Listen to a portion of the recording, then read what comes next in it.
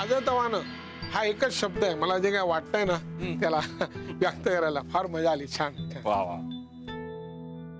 ना येत राहायच म्हणजे काय येत जाओ मध्ये मध्ये. छोट्या छोट्या गोष्टी शिकून घे आतापासून. आहे का? मी तर आता ठरवलंय की देवसाखरीलाच राहायला यायचं. आज पुण्यामध्ये काय गर्दी होछेचे. या वयात मनाला शांतता पाहिजे ना. खरे इथे देवसाखरीला चांगलं वाटेल तुम्हाला. जाताना जरा दादा भेटले असते तर. अरे मी म्हणाला का नाही.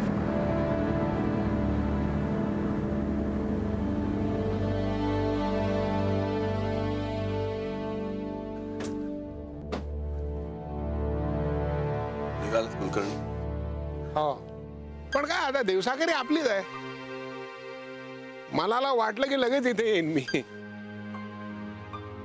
आणि हो तुम्ही कसलीही काळजी करू नका.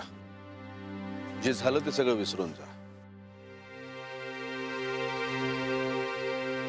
आयुष्यमान. नीता या घरची सून नंतर होईल पण आजपासून माझी मुलगी आहे.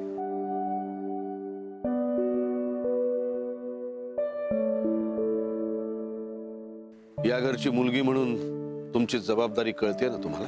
हो. येतो दादा. हरिओम. हरिओम. हरिओम. बाळ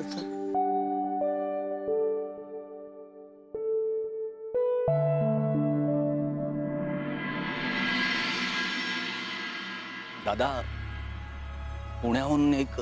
थांबा जरा. पुनर्वसू आजच्या संध्याकाळच्या पूजेचं तुम्ही बघा. हो दादा.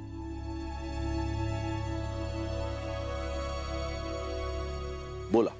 पुण्याहून एक गृहस्थ आले होते.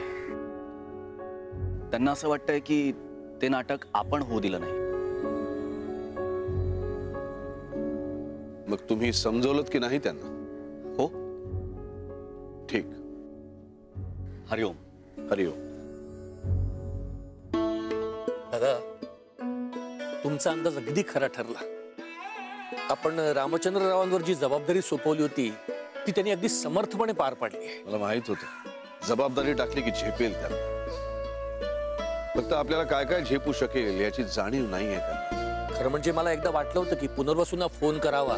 बरं झालं नाही केलं ते. या अशा छोट्या छोट्या घटनांमधून रामचंद्रचा आत्मविश्वास वाढायला हवा. समज आहे त्याला पण पुनर्वसू सारखा आत्मविश्वास नाहीये. आणि पुनर्वसूला काळजी वाटते त्यांची.